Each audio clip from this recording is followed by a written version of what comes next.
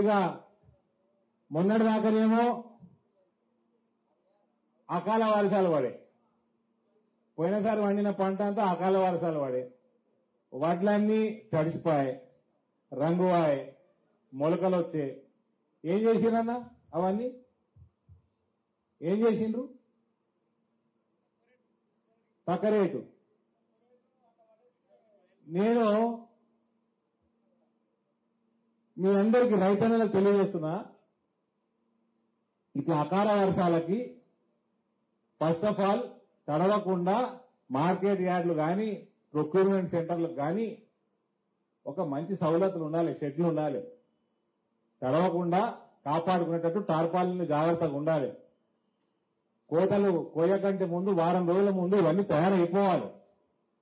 అవి ఎట్లా లేవు, తడుస్తున్నాయి. అకాల వర్షాలు పడి కేసీఆర్కి పోయే కాలం వచ్చింది, దేవుడు నిర్ణయం చేసిండు. అప్పుడు అకాల వర్షాలు పడ్డే, ఇప్పుడు వర్షాలు లేట్ అవుతున్నాయి. మీరు చరిత్ర తీసుకోండి, ఉమ్మడి ఆంధ్రప్రదేశ్ చరిత్ర మొత్తం తీసుకోండి. ప్రభుత్వం మారే సమయంలో, మారే సంవత్సరంలో దేవుడు కూడా ముఖ్యమంత్రి జాగ్రత్తగా ఉన్నాడని కరుణించడు. ఆయన నిర్ణయం చేసుకున్నామంటే ఇటువంటి పనులు అవుతాయి. ఈ రైతన్నలని మొత్తం కాపాడే బాధ్యత భారతీయ జనతా పార్టీ తీసుకుంటుంది. ఒక ఫసల్ బీమా తీసుకొస్తుంది. ఈ ప్రొక్యూర్మెంట్ సెంటర్లు వారం ముందరనే తయారుంటాయి. ఒక్క కిలో కంటే ఎక్కువ తరుగు ఉండకూడదు, సంచి బరువు తప్ప ఏది ఉండకూడదు.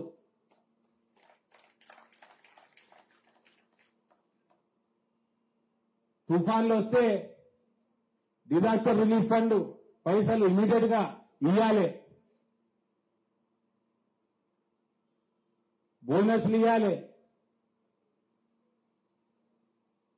పసుపు ఒకటేసారి మార్కెట్ పోతే టన్నులు మార్కెట్ పోతే రేటు పడుతుంది. మంచి పసుపును ఆపుకొని అమ్ముకునే సౌలతులు క్రియేట్ చేయాలి. ఇవాళ 8,000 పోతున్నది పసుపు. మొన్న 6,000 పోయిన పసుపు ఇవాళ 8,000 పోతున్నది. నిన్న మొన్న సాక్షి పేపర్లో వచ్చింది. ఇటువంటి వ్యవసాయ ఆధారిత పరిశ్రమలు, కోల్డ్ స్టోరేజ్లు, ఇన్ఫ్రాస్ట్రక్చర్, అగ్రిబేస్డ్ ఇన్ఫ్రాస్ట్రక్చర్ పెంచుకున్నాడు. వీటన్నిటి మీద చిత్తశుద్ధి ఉండాలి. మార్కెట్ యార్డులలో సవలతులు ఉండాలి, ప్రొక్యూర్మెంట్ సెంటర్లలో సవలతులు ఉండాలి. దీనికి వేల కోట్ల రూపాయలు రుణాలు కానీ ఫండింగ్ కానీ కేంద్ర ప్రభుత్వం, నాకు గుర్తున్నది 2021 సంవత్సరంలో నరేంద్ర సింగ్ తోమర్ గారు 1,00,000 కోట్ల రూపాయల బడ్జెట్ క్రియేట్ చేసింది దీనికి అగ్రిబేస్డ్ ఇన్ఫ్రాస్ట్రక్చర్ కోసం. ఇవన్నీ పెంచుకోమని, మార్కెట్ యార్డులు మంచిగా చేసుకోండి, స్టోరేజ్ ఫెసిలిటీస్ చేసుకోండి, వేరే చేసుకోండి. అది తెచ్చుకున్నోడు లేదు, వాడోడు లేదు. ఎన్ని స్కీములు కేంద్రం పెట్టినా వాడిని వాడుకునేది లేదు.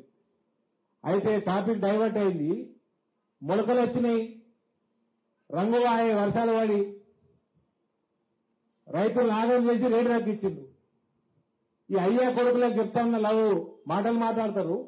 ఎథనాల్ ఫ్యాక్టరీ కొంటాయి, అవన్నీ కొంటాయి. మహారాష్ట్రలో ఎథనాల్ ఫ్యాక్టరీలు పెట్టిండ్రు, కర్ణాటకలో ఎథనాల్ ఫ్యాక్టరీలు పెట్టిండ్రు. అక్కడ సరిపోయేంత వరి లేదు. ఈరోజు ఎథనాల్ ఫ్యాక్టరీ పెట్టకపోయా. రైతు మీద ప్రేమ ఉన్నోడైతే అవన్నీ కొనుగోలు చేసి అలా పంపించాలని వాళ్ళకి అవసరం ఉండే ఎథనాల్ ఫ్యాక్టరీ. తెలంగాణలో 17 ఎథనాల్ ఫ్యాక్టరీలు పెట్టాలి. మన పెట్రోల్, మన డీజిల్ కలుపుకోనీకే తెలంగాణలో తిరిగే బండ్లల్లా 17 ఎథనాల్ ఫ్యాక్టరీలు ఇక్కడ అవసరం. 17 కాదు, ఒక్కటి పెట్టాలి 7 వరకు. వడ్ల డిమాండ్ పెరుగుతుంది. ఇట్లా ఖరాబైన వాటిని ఎథనాల్కి ఏం పడకూడదు, తీసుకుంటారు వాళ్ళు. ప్రయత్నమన్నా చేసిండా? మళ్ళీ తీసుకొని అమ్ముకొని ఉంటాడు మళ్ళీ ప్రైవేట్లా. అసలు పనులు కూడా చేస్తారు వీళ్ళు. ఎందుకంటే మన పేపర్లో చూస్తా ఉన్నా, ఈ తరుగు తీసే స్కామ్ మొత్తం మన జిల్లాలో 1,200 కోట్ల స్కామ్ అట. ఎట్లా మెంగుతున్నారు చూడండి మీ ఎమ్మెల్యేలు. ఈ రకమైన ప్రభుత్వాలు ఉన్నాయి. అవినీతి లేని పార్టీ ఎన్నుకోవాలి. ఓడి గాలి వచ్చింది, ఎవడు ఎరిగిండు, కర్ణాటకలో కాంగ్రెస్ వాడు వచ్చేది ఈయనకంటే ఎక్కువ మింగుతాడు. కాంగ్రెస్ వాడు ఆ మింగి ఈ స్థాయికి వచ్చారు వాళ్ళు. కాంగ్రెస్ వాడికి వేసిన లాభం లేదు. అవినీతి లేని రాజ్యం తెచ్చుకోవాలి. అయితే పేదోడు బాగుపడతాడు, రైతు బాగుపడతాడు. ఇల్లు అయితే మేము ఇవాళ 9 సంవత్సరాలు అయిపోయి మోడీ గారి పాలన. ఏ మీటింగ్లు అయినా, ఏ వీడియోలు చూసినా 3.5 కోట్ల ఆయుష్మాన్ మన ఆవాస్ యోజన ఇల్లు కనబడతా ఉంది. 5 లక్షల రూపాయలు హిందూ లేదు, ముస్లిం లేదు. ముస్లింలు ఎక్క బాగుపడుతున్నారు ఆయుష్మాన్ భారత్ తోటి. సంవత్సరానికి 5 లక్షల ఆరోగ్య బీమా, ప్రతి సంవత్సరం 5 లక్షల ఆరోగ్య బీమా. ఏమన్నా ఏమైనా ఉన్నాయా? ఏమైనా ఉన్నాయా మా గారు? మన యూనివర్సిటీ పరిస్థితి ఏంది? ఆ వైస్ ఛాన్సలర్ మనం దొరికినట్టున్నాడు, పైసలు తీసుకోగానా? ఏదో గుప్తా ఉన్న పేరు, రవీందర్ గుప్తా, వైస్ ఛాన్సలర్ గడ్డ తయారయ్యాడు. మొత్తం దాని నాశనం చేశారు యూనివర్సిటీ, తెలంగాణ యూనివర్సిటీని.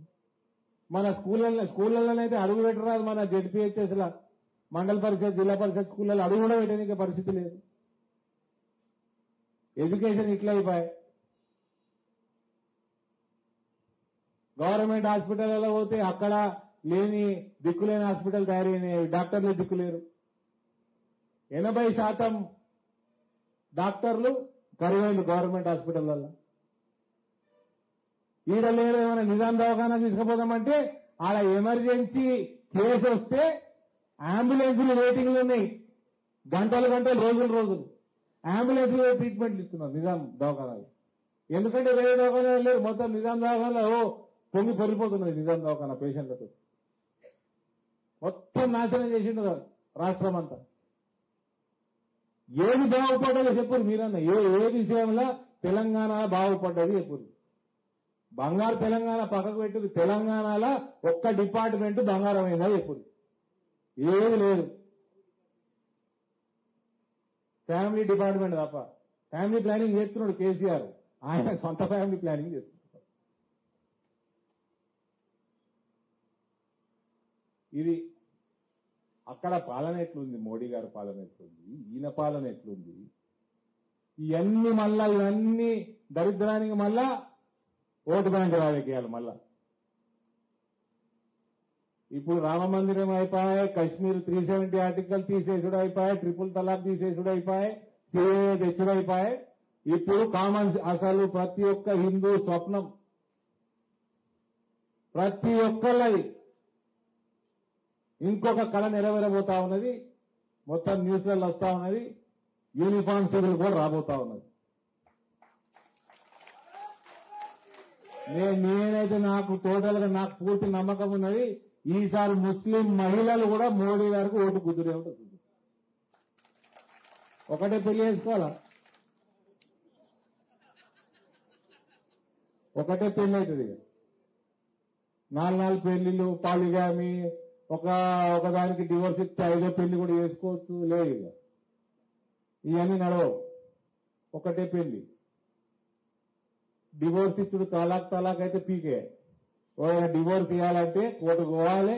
ఒకటే ప్రక్రియ. హిందూ కానీ, ముస్లిం కానీ, క్రిస్టియన్ కానీ, ఎవరైనా కానీ ఒకటే ప్రక్రియ. ఆగమాగం అయితే 10 మందిని కంటబడే నడదిగా. ఒకటే ఆమె ఎందరు అంటే కనుకోవచ్చు. గది దీంతో మన పాపులేషన్ కంట్రోల్ కూడా అవుతుంది. ఇటువంటి కార్యక్రమాలు నరేంద్ర మోడీ గారు చేస్తా ఉంటే ఏమి తెలంగాణ సమాజం ఆగం పడకుండా ఓపికతోటి సమయం సందర్భం వచ్చినప్పుడు లోపల పోయేటోళ్ళు లోపల పోతారు, బయట పోయేటోళ్ళు బయట పడతారు, జీవన్ రెడ్డి అసలు అడ్డం పడతారు. కాబట్టి నా రిక్వెస్ట్, మీతో మాట్లాడుతున్నా కానీ మీడియా ద్వారా అందరికీ తెలంగాణలో భారతీయ జనతా పార్టీ ప్రభుత్వం అవినీతి రహిత ప్రభుత్వం రాబోతున్నది. దాని ఎవరు ఆపలేదు. పోరాటం కాంగ్రెస్ ఎదుగుతున్నది. కాంగ్రెస్ 120 సంవత్సరాలు ఇప్పుడు ఎదుగుతున్నారు. 120 సంవత్సరాలు అయినా ఇప్పుడు ఎదుగుతుందా? చచ్చిపోయే టైం అది. ఏమో దగ్గర గెలుస్తుంటారు. ఇప్పుడు పెరిగే టైమా, చచ్చే టైం దానికి. ఏం జరగలేమో. సమయం సందర్భం వచ్చినప్పుడు ఎవరిని లోపలేయాలి ఏసుడే, ఎవరిని ఒంగబెట్టాలి ఒంగబెట్టుడే, అన్ని సక్రమంగా జరుగుతాయి. 100% తెలంగాణ మే मोदी जी का नेतृत्व में भारतीय जनता पार्टी की सरकार बनेगी। హాయ్ ఫ్రెండ్స్, మా టుడే టుమారో యూట్యూబ్ ఛానల్ చూస్తున్నందుకు చాలా థ్యాంక్స్. మరిన్ని లేటెస్ట్ వీడియోస్ కోసం వెంటనే సబ్స్క్రైబ్ చేయండి. అలాగే ఈ బెల్ ని కూడా రింగ్ చేసేయండి. మా నోటిఫికేషన్స్ అన్ని మీ మొబైల్లో వస్తాయి. అలాగే మా వీడియోస్ మీకు నచ్చితే లైక్ చేయండి, షేర్ చేయండి, నచ్చకపోతే కామెంట్ చేయండి.